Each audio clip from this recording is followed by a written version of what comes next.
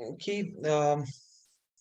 Advertisement वाले section में हम ऐसा देखते हैं, मान लीजिए मुझे कोई प्रोडक्ट जो है वो लॉन्च करना है, राइट? आई मीन लाइक आप एक एक डिज़ाइनर हैं, आप एक एजेंसी है, एजेंसी है आपकी और मैं आपके पास आ रहा हूँ एंड आई से कि मुझे एक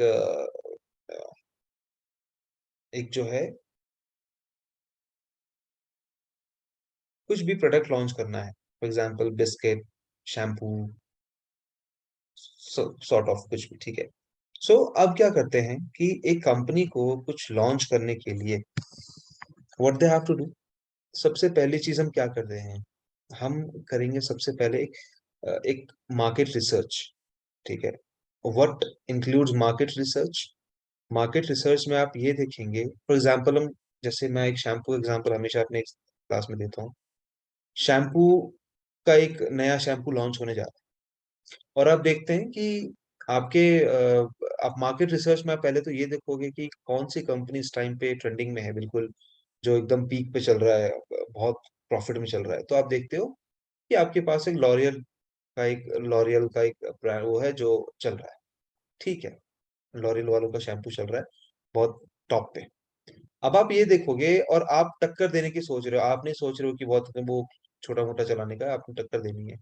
नया लॉन्च है, थोड़ा ज़्यादा इन्वेस्ट करके अच्छा काम करना है। अब आप क्या करते हैं, मार्केट रिसर्च में आप ये देखोगे कि लॉरियल और उससे नीचे कुछ जो लोग हैं, वो कितने कितने टाइम में वो उस पीक पे पहुँचे हैं, ठीक है?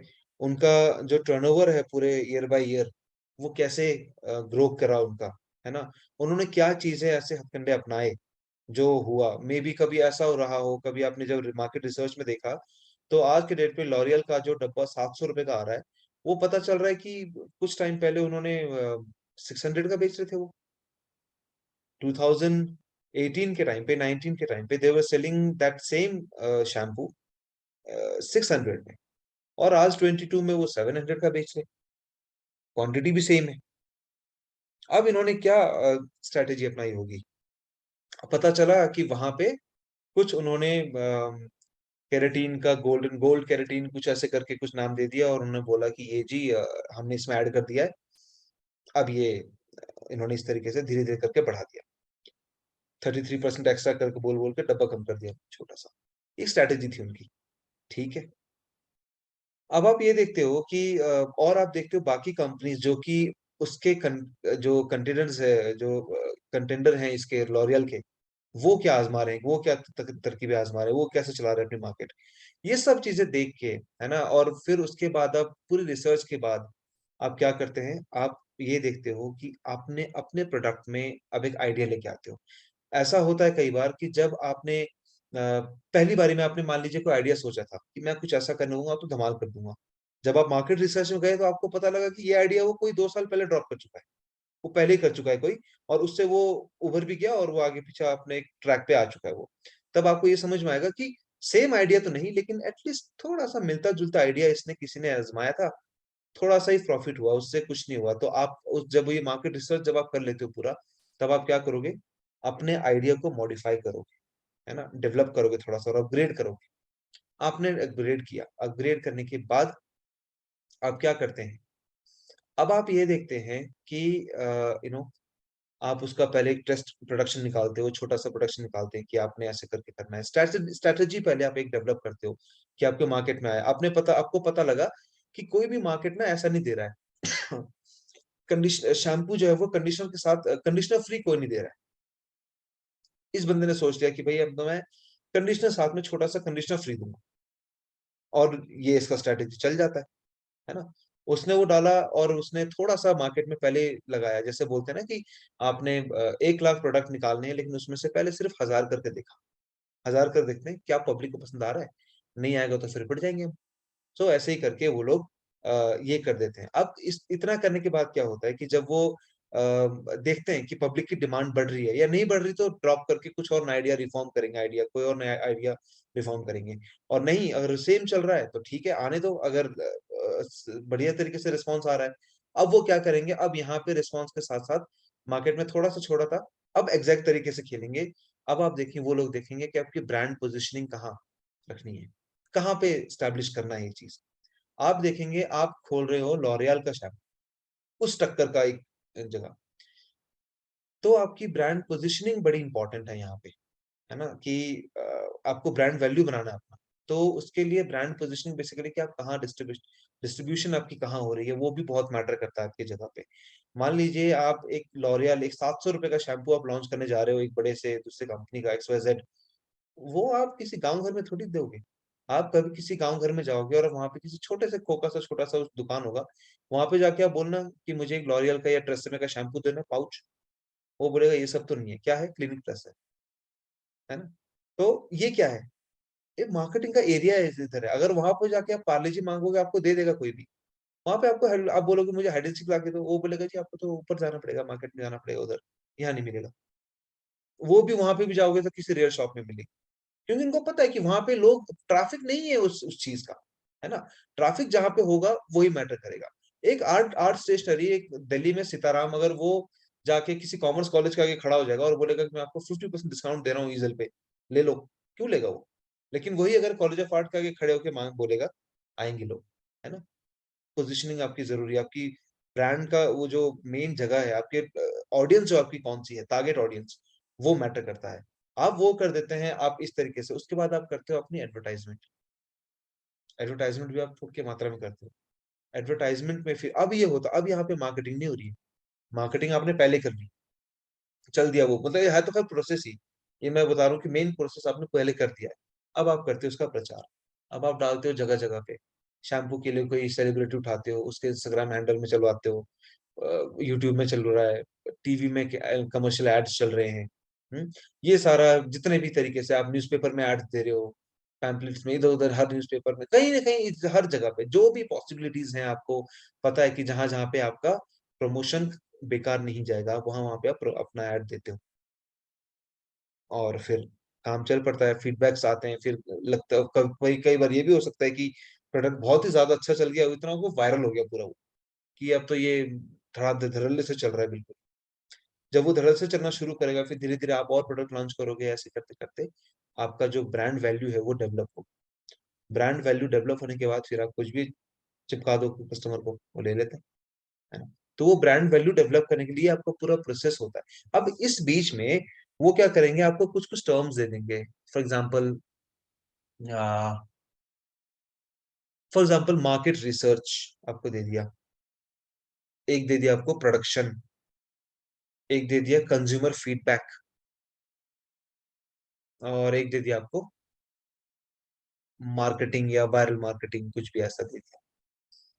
तो आपको ये पता होना चाहिए या ब्रांड पोज़ीशनिंग दे दिया, तो आपको पता होना चाहिए कि मार्केट रिसर्च पहले आएगा, फिर हमारी ब्रांड पोज़ीशनिंग होगी, फिर मीडिया ये सारा मार्केटिंग होगा, उसके बाद जाके आपका क्या बोलते हैं प्रोडक्शन और सारा जो भी इससे आगे ऐसे लाइन्स। तो वो आप तभी समझ सकते हो क्योंकि ये जो मैं टर्म्स बता रहा हूँ, ज़रूरी नहीं है कि यही टर्म्स आए। यूजीसी कुछ भी अपनी तरीके से दे सकता है। उसी टर्म को आपने समझ के क्वेश्चन पेपर को उसी टाइम पे देखते हुए, उसी टाइम पे समझते हुए ही आपको जो है ये करना पड़ेगा, आपको आंसर निकालना पड़ेगा। और ये आंसर सिर्फ़ वही आप दे सकते हो जब आपको इनका मतलब समझ में आ रहा हो, राइट?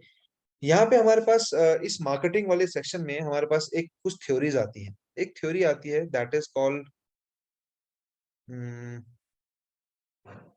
SWOT। ये एक टर्म है स्वॉट, है ना? मार्केटिंग स्ट्रैटेजी है बेसिकली एक तरह का मतलब मार्केटिंग एनालिसिस का एक ये कांसेप्ट है। पूछा जाता है कभी-कभार कि ये पर्टिकुलर 4 शब्दों में ये डब्ल्यू वर्ड किस चीज़ के लिए स्टैंड करता है? अगर ये आपको पता हो strength, weakness, opportunity and threat. तो यहाँ पे आप ऐसे देखते हो इस ये भी क्रोनोलॉजी है। बेसिकली आप देखते हो कि आप स्ट्रेंथ आप देखते हो किसी कंपनी मार्केट एनालिसिस क्या देखते हो किसी कंपनी का आप स्ट्रेंथ देखते हो कि वो जो मार्केट रिसर्च के टाइम पे अगर क्या देखते हो कि ये क्या है इसके पास स्ट्रेंथ जो ये पीक पे है। फिर आप देखते हो कि क्या है ऐसी वीकनेस जिसको मैं नीचे दबा के मैं ऊपर आ सकता हूँ इससे, हैं? और जब वो वीकनेस है उसको पता लग जाएगी तो आपके पास अपॉर्च्युनिटी है कि अब अपॉर्चुनिटी, और अपॉर्चुनिटी के बाद थ्रेट, चाहे वो आपको मिले, चाहे वो जस्टिस, चाहे वो आपके ओपिनियन को मिले, है ना? तो ये बेसिकली है स्वॉट एनालिसिस, बेसिकली हम बोलते हैं, ठीक है? तो ये चारों टर्म्स आप लिख लेंगे कि ये है ना, स्वॉट एनालिसिस में ये स्वॉट क्या होता है। एक और ऐसा आता है हमारे पास जिनको बोला जाता है 4 P's ऑफ मार्केटिंग, ऐसा कुछ करके लिखा होता है, 4 P's of marketing. So 4 P's of marketing क्या बोला गया, ये क्या होता है बेसिकली? आप देखेंगे कि ऐसे और भी होते हैं, 7 C's करके ऐसे ऐसे, लेकिन ये कुछ मेन मैं बता रहा हूँ आपको। तो ये जो 4 P's ऑफ मार्केटिंग है, यहाँ पे अगेन ये एक स्ट्रेटेजी यूज होती है, जहाँ पे आपको ये देखना होता है बेसिकली कि ये भी क्रोनोलॉजी आप लिखेंगे, प्रोडक्ट, प्राइस, प्रोडक्ट, प्राइस, फिर क्या था, प्लेस या प्रमोशन पहले।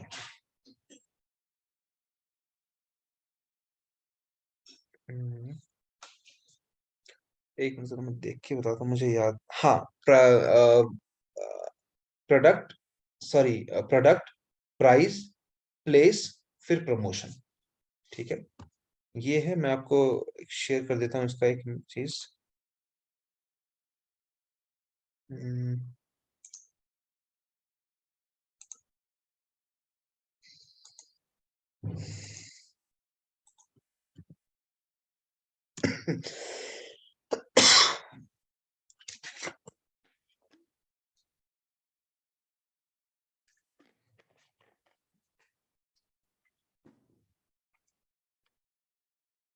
Product, price, place and promotion. सबसे पहले आपके पास प्रोडक्ट होना चाहिए, उसकी प्राइसिंग सही, उसका प्लेस जहाँ पे आपने करना है, डिस्ट्रीब्यूट करना है, वो आपके क्लियर होनी चाहिए, एंड उसके बाद प्रमोशन। ये कुछ ऐसी चीजें हैं जो आप उसको, इसका डेफिनेशन यहाँ पे लिखा हुआ थोड़ा सा, इसको आप समझ सकेंगे। So these are the 4 P's of marketing. एक होता है, हम उसमें बोलते हैं किसी चीज को, that is called unique selling proposition, है ना? बेसिकली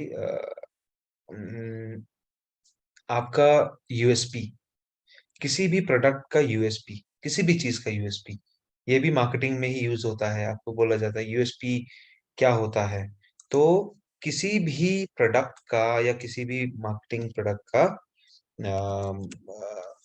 एक्स फैक्टर बेसिकली, है ना, कि उसका एक्स फैक्टर क्या है, ठीक है? यूनिक सेलिंग प्रोपोजिशन बोलते हैं।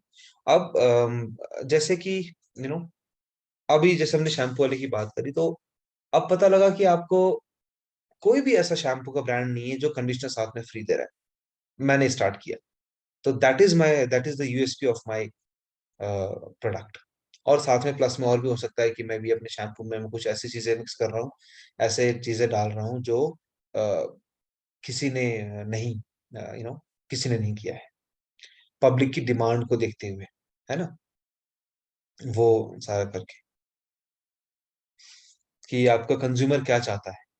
अगर जो आपका कंज्यूमर चाहता है उस बेसिस पे आप डिमांड, जब पब्लिक की डिमांड बढ़ेगी, सप्लाई भी बढ़ेगा, है ना? सो ये और डिमांड कब होगा? जब आपके प्रोडक्ट में कुछ यूएसपी होगा, और वो यूएसपी क्या है? पब्लिक की नीड, ठीक है?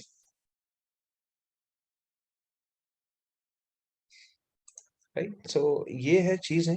एंड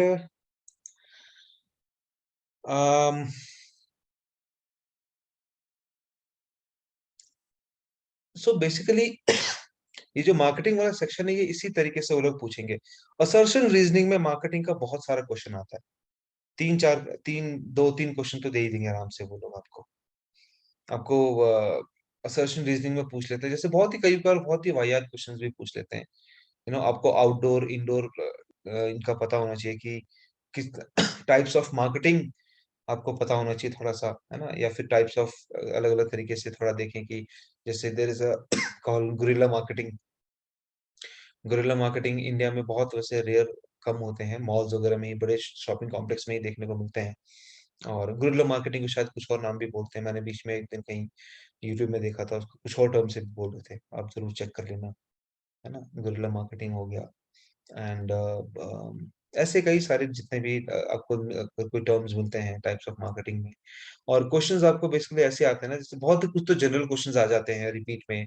अगर मैं आपको कुछ 4 ऑप्शन दे दूँगा ना, जैसे ऑनलाइन या फिर इंटरनेट आपको दे दूँ एक ऑप्शन न्यूज़पेपर, एक रेडियो, है ना? और एक टीवी। उन्होंने बोल दिया है कि क्रोनोलॉजी में सेट करो कौन सा मीडिया पहले आया। बहुत ईज़ी होता है तो। ऐसे इस तरह के ईज़ी क्वेश्चंस भी दे देते हैं। है ना? कई बार जैसे आउटडोर, इंडोर के ऊपर भी हो जाता है कि आपको इंडोर में क्या-क्या चीज़ें एडवर्टाइज़मेंट में आ सकती हैं और आउटडोर में क्या-क्या आती हैं, है ना? आउटडोर से ब किसी जो एक बड़ा जो आउटडोर एडवर्टाइज़मेंट जब हम लगाते हैं, कोई फ्लेक्स या फिर होर्डिंग लगाते हैं, तो उसमें क्या चीज़ें सबसे ज़्यादा ज़रूरी जो है हमें ध्यान में रखना होता है? Is that a image? Is that a text? और it's a size of the image, ऐसा कुछ भी रैंडम से ऐसे क्वेश्चन्स वो पूछते रहते हैं। वो आप तभी देखेंगे जब आपको समझ के, वहीं पे समझ के उसको देख के ही आंसर आप उसको दे पाते हो। एंड अप्लाइड वाला सेक्शन बेसिकली यही है कि आपको कांसेप्ट पता होना चाहिए कि किसी प्रोडक्ट को लॉन्च करने के लिए क्या करना होता है। एक एड एजेंसी में कौन किस तरीके से काम करता है, राइट? वो भी आपको पता होना चाहिए कि एक कांसेप्ट आर्टिस्ट का काम क्या होता है ना? एक आर्ट डायरेक्शन जो आर्ट डायरेक्टर होता है, उसका क्या काम होता है, वो कैसे काम करते हैं। कमर्शियल फील्ड में जैसे एक एक है, टीआरपी आप सुनते हो, है ना? टीआरपी बोलते हैं ना कि कब बोलते हैं कि ये तो टीआरपी के लिए कर रहा है, ये तो टीआरपी के लिए कर रहा है फ्रॉम टीवी में ऐसे-वैसे। What is TRP? टीआरपी क्या चीज़ है? उसका कांसेप्ट आपको पता होना चाहिए बेसिकली। शॉर्ट फॉर्म में आपको समझाऊँ, full form is television rating point. और ये television rating point is basically something, इस बेसिस पे ये ऐड चलाते हैं टीवी में, चैनल में, कि कितनी पब्लिक उस टाइम पे उस चैनल को देख रही है। वो उसके ऊपर मैटर करता है। ये जो ऐड चलाते हैं प्रोडक्ट वाले, ये एड्स के लिए चैनल को पे करते हैं। पर ऐड पे जाता है, पर ऐड, है ना? ये वेरी करता है 1500 से लेके 5000 तक, पर उस 15 सेकंड के ऐड के लिए, है ना? जैसे दिन में अगर वो लोग 6 बार ऐड चलवा रहे हैं, तो वो 6 इन वो 1500 इंटू 6 देते हैं, ऐसा होता है इनका। है ना? या फिर कोई कॉम्बो पैक्स मिलते हैं इनको कई बार ऐसे करने के लिए। तो टीआरपी में बेसिकली क्या होता है, आप देखते हो कई बार जैसे वो इंडियन आइडल जो रियलिटी शोज़ होते हैं, इस बार कितना वो रोना-धोना दिखा देते हैं, तो कभी जजेस के बीच में झगड़े दिखा देते हैं। तो वो और कई बार कोई ऐसे सिंगर्स को उठा लाते हैं रैंडम से जो कॉमिक होते हैं वो, और टीवी राउंड तक दिखा देते हैं उनको, वो कैसे पहुँच जाते हैं। तो वो सब क्या है, अगर कोई जैसे प्रमोशन में जब हम ट्रेलर में देखते हैं, अरे आज तो इस जज और उस जज की बड़ी लड़ाई होने वाली है, बड़ा घमासान सा कुछ युद्ध होने वाला है। सारी पब्लिक क्या होती है, ओह! आज ये देखना है, क्या होगा? वो इसी चक्कर में देखती है पब्लिक। और जब पब्लिक देखती है तो उनको दिखता है कि चैनल कितनी जगहों पे वो ब्लिंक्ड है, वो कितने चैनल पे लॉक्ड है, उनके चैनल्स वहाँ पे, वो पूरा इन्फॉर्मेशन डेटा उनके पास होता है और उस डेटाज़ के हिसाब से उनका शो चलता है। शो बाय शो वेरी करता है ये कई बार। फॉर एग्ज़ाम्पल केबीसी कौन बनेगा करोड़पति, आई गेस बहुत सारे लोग देखते हैं फैमिलीज़ में, इनमें। तो अब एक नॉर्मल कोई ऐसा शो है, फॉर एग्ज़ाम्पल कोई कोई भी ऐसे रैंडम सा कोई शो है किसी जगह पे, और उसी टाइम पे यहाँ पे केबीसी आ रहा है। तो केबीसी के इस टाइम पे जो एड्स चल रहे होंगे वो कम से कम भी नहीं तो ₹500 महँगा होगा किसी दूसरे एड से। टीआरपी ऐसे काम करता है, राइट? और आप देखोगे एक चीज़ और आप देखते हैं कि जैसे जैसे रात के टाइम पे, रात के 3 बजे भी कई बार एड चल रहे हो, टीवी तो चल ही रहा होता है, एड तो तब भी आता है। सो उस टाइम पे एड्स के रेट बिल्कुल 700-800 रुपए हो जाते हैं पर एड्स के, है ना? क्यों हो जाते हैं? क्योंकि उस टाइम पे कौन बहुत रेयर होते हैं देखने वाले, तो उस टाइम पे भाव कम हो जाता है। पीक टाइम होता है इनका, प्राइम टाइम जो होता है दिन के टाइम पे, उस टाइम पे महँगा होता है रेट। टीआरपी का ये फंक्शन ऐसे काम करता है यहाँ पे, ठीक है? और जैसे एक बात करें कमर्शियल जिसे बोलते हैं, कमर्शियल जो है वो एक ये है, एड्स है, कमर्शियल एड्स हैं। एक ऐसे ही इन्फोमर्शियल भी आता है ना? ये शायद मैंने यूट्यूब के वीडियोज़ में ही मैंने इसको बहुत डिटेल में समझाया हुआ है कि कमर्शियल एड में और एक इन्फोमर्शियल में, एक ये एडवर्टाइज़मेंट में, एडवर्टोरियल में एडवर्टाइजमेंट और एडवर्टोरियल में क्या डिफरेंस होता है ना? एक इन्फोग्राफिक एड क्या होता है, इन्फोमर्शियल एड क्या होता है, कमर्शियल एड्स क्या होते हैं, ये सारे मैंने अपने किसी एक वीडियोस में है, आप उनमें देखना। सो यहाँ बात करते हैं इन्फोमर्शियल एड्स की। तो इन्फोमर्शियल एड बेसिकली वो वाले एड्स होते हैं जहाँ पे आपको रेगुलर लंबा एड चल रहा होता है, बहुत ही लंबे। रात के टाइम पे, एक टाइम पे पहले आता था, टेली ब्रांड्स का एक आता था पहले, स्लिम सोना बेल्ट्स और इन सब का। वो सारे वो एक वेस्टर्न एड होता था, उसको हिंदी में डब करके वो पूरी रात चलाते रहते थे एक चैनल। तो वो दोज वर इन्फोमर्शियल। अभी ऑर्डर करें, अभी आप सस्ता पड़ेगा, नापतोल एक है ना? सो ये ऐसे वो वाले हैं, अभी कॉल करेंगे, अभी आपको इतने में दे देंगे हम, बाद में महंगा, ऐसे वैसे वो रात तक चलता रहता है, लंबा लंबा एड चल रहा है। इन्फोमर्शियल्स बोलते हैं, है ना? एडवर्टोरियल और एडवर्टाइजमेंट में भी यही डिफरेंस था। एडवर्टाइजमेंट 15 सेकंड का, या कोई भी एक स्क्रीन छोटा सा, और एडवर्टोरियल जहाँ पे उस एड को डिटेल में समझाया गया हो, वो दैट इज एडवर्टोरियल, राइट?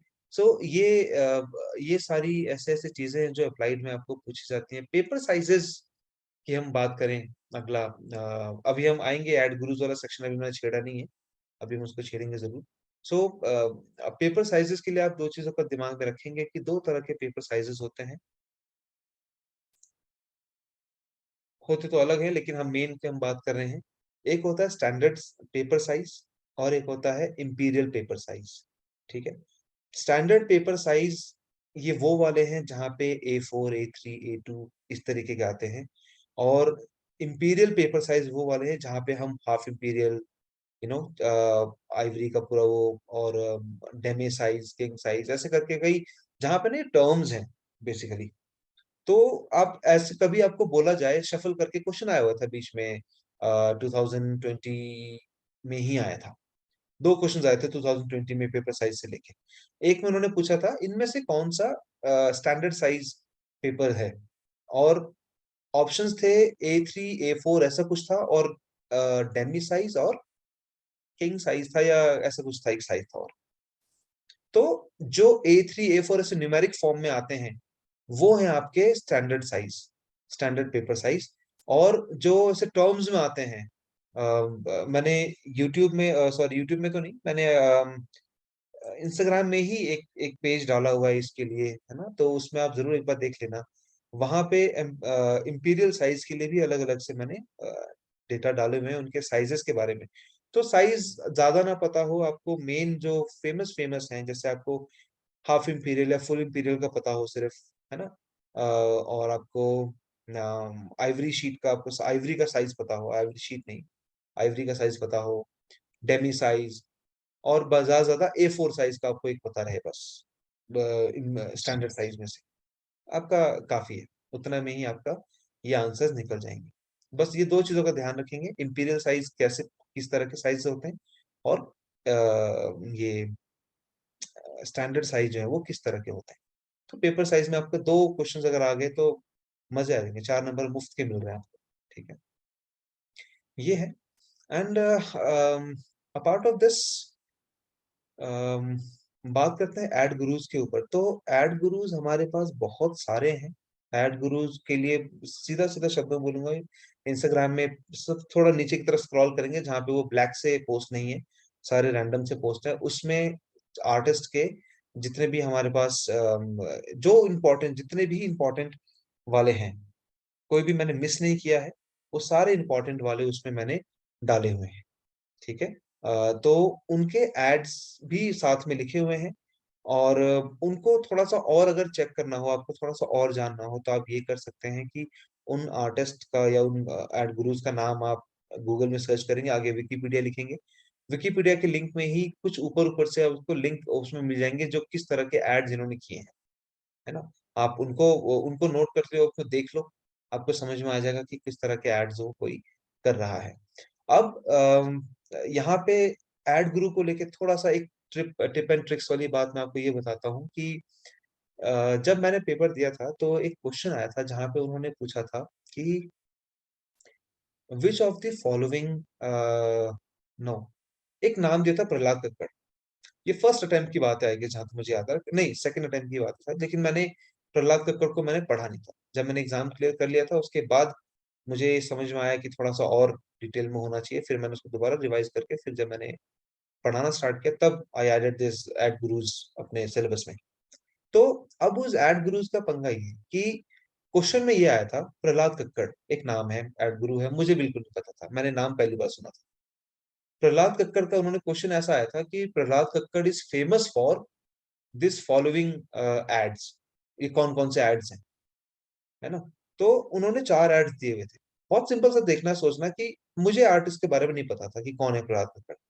लेकिन उन्होंने वो यूजीसी ने एक स्टेटमेंट दिया हुआ है उसी में कि क्या बोला है? Prahlad Kakkar is famous for these advertisements. It means वो जो भी एड्स होंगे वो फेमस एड्स की बात कर रहे हैं, ठीक है? एड्स में थे अम, रसना, आई लव यू रसना जो एक आता था पहले, वो था। आई गेस और क्या था? ऐसे ही कुछ ऐसे बहुत ही फेमस से थे। आई लव यू रसना था, आई गेस अ, एवरेस्ट का तीखा लाल और एक और ऐसे कुछ एक और था, फेमस सा था और चौथा था एमआरएफ टायर। अब मैं यहाँ पे देख रहा हूँ कि मैं इन चारों एड्स को अगर मैं देखूँ, तो मुझे आई लव यू रसना बचपन से देखता आ रहा हूँ मैं, बहुत ही फेमस है, लोग ज़ुबान पे चढ़ा हुआ है। एवरेस्ट का तीखा लाल, ये भी जब यही है right choice baby, yes Pepsi का, yes that's the one thing. So अब ये लिखा होता, अब ये तीनों एड्स देख रहे हो, ये तीनों एड्स ऐसे जो ज़ुबान पे चढ़े हुए हैं हमारे, पुराने एड्स में। एमआरएफ टायर का कौन-सा एड हमारे दिमाग में चढ़ा हुआ है भला? है ही नहीं। So I went with this tree. ये आपका एवरेस्ट का तीखा लाल, आई लव यू रसना और यही है राइट चॉइस बेबी पेप्सी। इन तीनों को उसको एक को हटाना था। वो जो हटाया मैंने that was MRF tyre and मेरा आंसर ठीक था। आप समझ रहे हैं? इस तरीके से भी आप आंसर कभी आप निकाल सकते हो। जब आप स्टेटमेंट को ढंग से पढ़े, वो क्या बोल रहा है? Famous for this particular ads. जब वो फेमस है, इट मीन्स कोई फेमस एड्स के बारे में बात हो रही होगी। कोई रैंडम एड तो कोई हो ही नहीं सकता जिसके लिए वो फेमस हो जाए। सो ऐसे भी करके आप क्वेश्चंस को सॉल्व कर सकते हैं। एक और उसी सेम क्वेश्चन के जस्ट एक क्वेश्चन बाद ही एक और क्वेश्चन आया था, जहाँ पे उन्होंने पूछा था कि which of the following brands के लिए दीपिका पादुकोण जो है ambassador she is ambassador of this following brands. तो वहाँ पे उन्होंने एक एयरवेज़ का दिया था और एक लक्स सोप का दिया था और एक और कुछ था मुझे याद नहीं आ रहा। एंड चौथा था झारखंड टूरिज्म। ऑड लग रहा है ना? झारखंड टूरिज्म और एक तो वो लड़की साउथ की। और जब हम टूरिज्म जैसी जब बात करते हैं, जब गवर्नमेंट सेक्टर्स में जब ऐसा थोड़ा आते हैं ना, आप एक चीज़ नोटिस करेंगे, कोई बड़ा ऐसा ब्रांड होता है ना, तो वो कोशिश यही करता है कि उसी से रिलेटेड कुछ कोई हो, तो आए। जैसे बूस्ट के लिए सचिन तेंदुलकर को हम लेते हैं, क्यों? वो sportsman, sports drink kind of ऐसी चीज़ों के लिए, है ना? कोई तो ऐसे करके चुनते हैं कई-कई जगहों पे। तो ऐसे में सेम मुझे कहीं न कहीं दिमाग में आया, मेरे को बस अंदाज़ा हुआ और वो एग्ज़ैक्टली ठीक था कि झारखंड टूरिज्म। फिर मुझे सोचा कि झारखंड में कौन फेमस है बंदा? That was Mahendra Singh Dhoni. तो मुझे ऐसा अंदाज़ा हुआ सिर्फ़ कि क्या पता इसके लिए शायद महेंद्र सिंह धोनी हो सकता है या तो कोई प्रॉपर कोई पॉलिटिशियन ही होगा।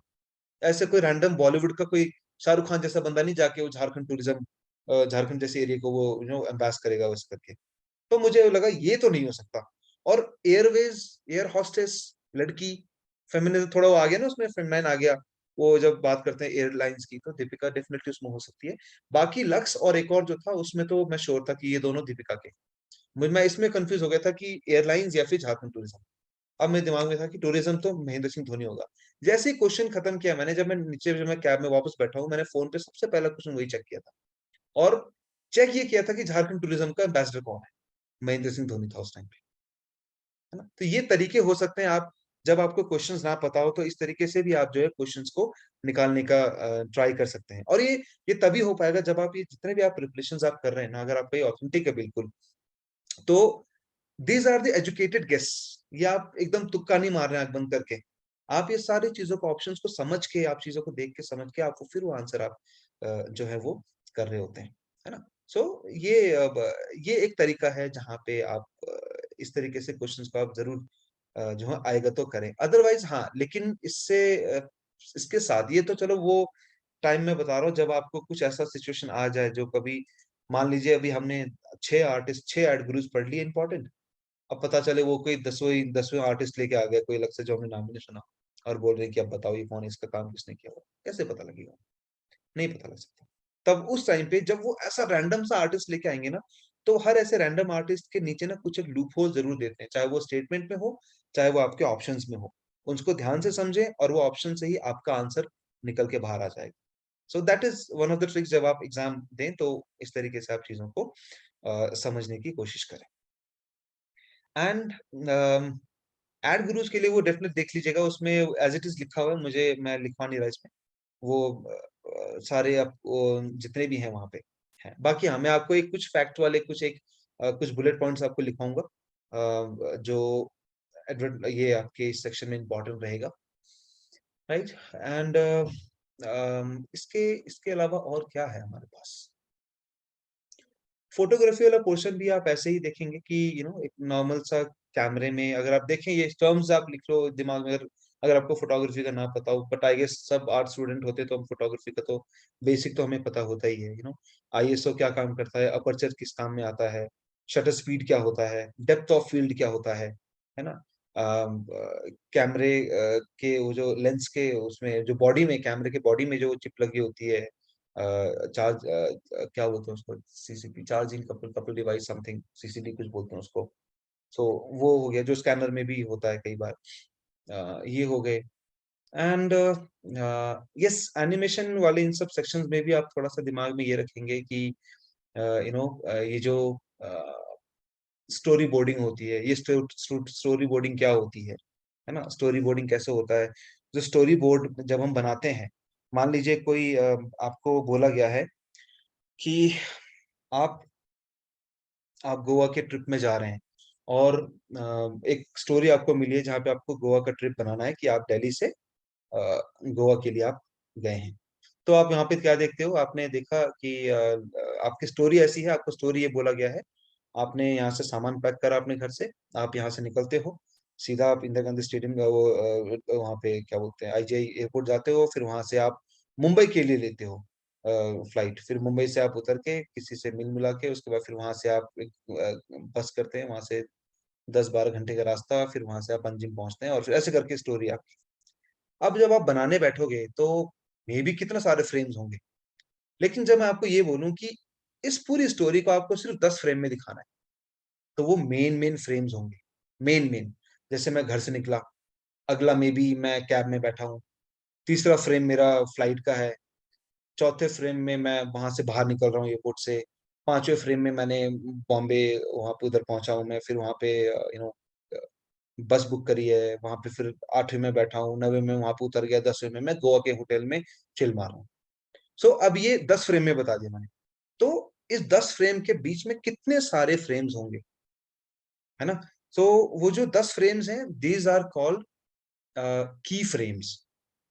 स्टोरी बोर्ड में ये होते हैं की फ्रेम्स और की फ्रेम के बीच में जो फ्रेम्स आते हैं, those are called in between twinning आप बोलते हैं, ट्विनिंग फ्रेम्स या फिर इन बिटवीन बोलते हैं, इन बिटवीन फ्रेम्स, है ना? तो ये टर्म्स आपको थोड़े से पता होने चाहिए कि कहाँ पे होता है।